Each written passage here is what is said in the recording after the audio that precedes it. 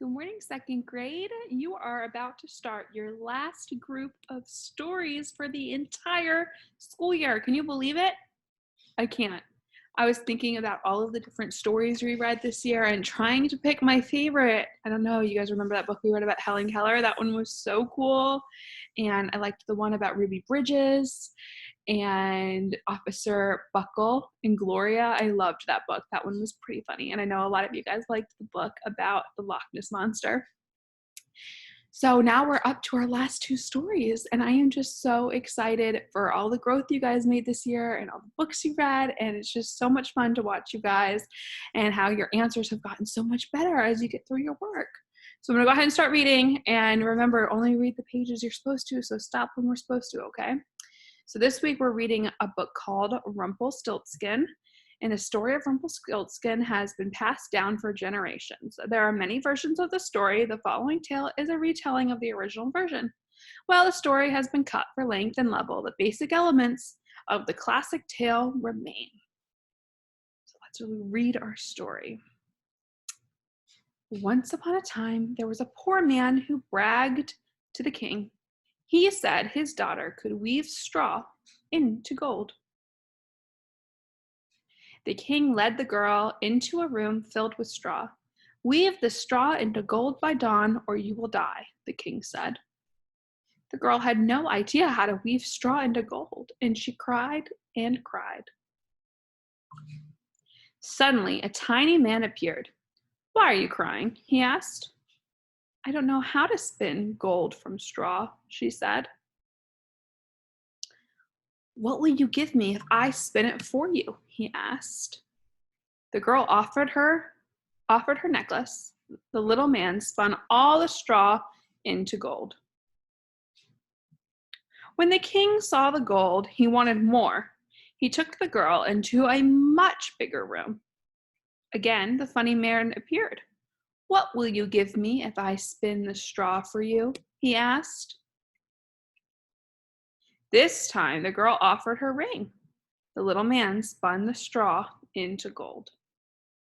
And this is where you stop if it's Monday. So this is where Monday's reading stops. The king wanted more. He took the girl to an even bigger room. If you can spin all this straw into gold, I will make you my wife, he said. That night, the funny little man came again. What will you give me this time? He asked. I have nothing left, said the girl. Then, when you are queen, you must give me your first child, the little man said. The girl did not know what else to do, so she agreed. The tiny man spun the straw into gold. When the king saw the gold, he married the girl. She was now queen. 1 year later, the queen had a baby. She forgot about her promise. But the little man did not forget. He came to the queen and said, Now give me what you promised. The queen offered the little man all the riches in her kingdom. No, the little man said. The queen cried so much the little man felt sorry for her. If you can guess my name in 3 days, I will let you keep your baby, he said. The first day, the queen guessed all the names she knew. That is not my name, he said. The second day, the queen guessed the most unusual name she knew. That is not my name, he said again. That night, a messenger saw the little man dancing around a fire. Tee-hee, ha-ha, it really is such a shame that no one can guess Rumpelstiltskin is my name, the little man sang. The messenger hurried to tell the queen. The next day, the little man asked, What is my name? Is your name Rumpelstiltskin? The queen asked. How did you know? Cried the little man. He was very angry. Rumpelstiltskin stamped his foot so hard that he disappeared into the ground, and he was never seen again. The end. Look at that. All right. So that is where Tuesday's reading stops. And this is where Wednesday's reading starts. Frankly, I'd rather spin myself a new name. The story of Rumpelstiltskin as told by Rumpelstiltskin. My name is Rumpelstiltskin. I know, horrible name, isn't it? Impossible to spell. I'm not sure what my mother was thinking when she gave it to me. Thankfully, she always called me Al. So did everyone else. I thought I could keep my real name a secret forever. Boy, was I wrong. Let me start at the beginning. I'm a traveling gold spinner. I go door to door all around the kingdom and spin straw into gold. It's not hard, really. All it takes is a little bit of science and a lot of practice. People pay me oodles of cash. Everyone loves gold. One day, as I was passing the king's castle, I heard someone crying. I poked my head through an open window. Inside, on a pile of straw, sat a young maiden. What's wrong? I asked. The king ordered me to spin the straw into gold, she wailed. If I don't do it, I'll die. You're in luck, I said. I know how, but my skill has a price. I can pay you with my necklace, the maiden said. I would have rather had cash, but I still accepted. While I worked, the maiden told me a long story about her father. He was poor and wanted to look important, so he told the kings his daughter could turn straw into gold. She can't. When I finished spinning, the maiden gave me her necklace, and away I went. The next day, I heard sobbing again. It was the same maiden. This time, however, she was in a much bigger straw-filled room. The king was ever so pleased with the gold, she said, but now he wants even more. If I don't spin all this. Okay, I said. What will you give me if I help you? I can pay you with my ring, she said. So I spun the straw into gold and took the ring and went home.